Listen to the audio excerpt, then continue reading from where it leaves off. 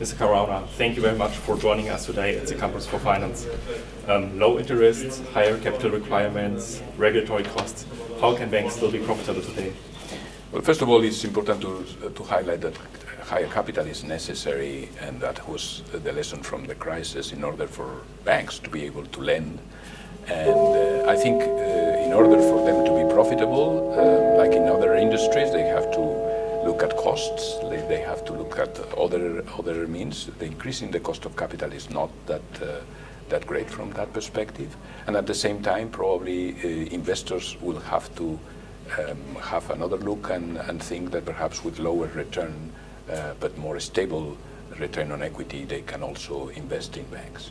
Okay, thank you. How differently would you regulate the banks in order to stabilize the financial markets? Well, I think we have been doing the work that we needed to do. So there, as you know, the regulation is in many areas.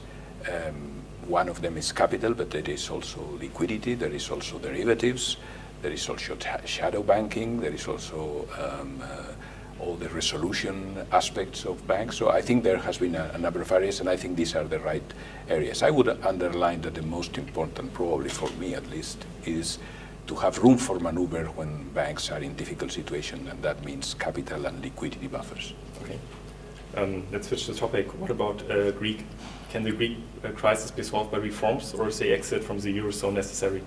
No, I would say that the Greek should work in terms of reforms, and I think it would be really not a good idea to think in terms, and I don't think this is going to happen in terms of any kind of exit. Okay. That's my view.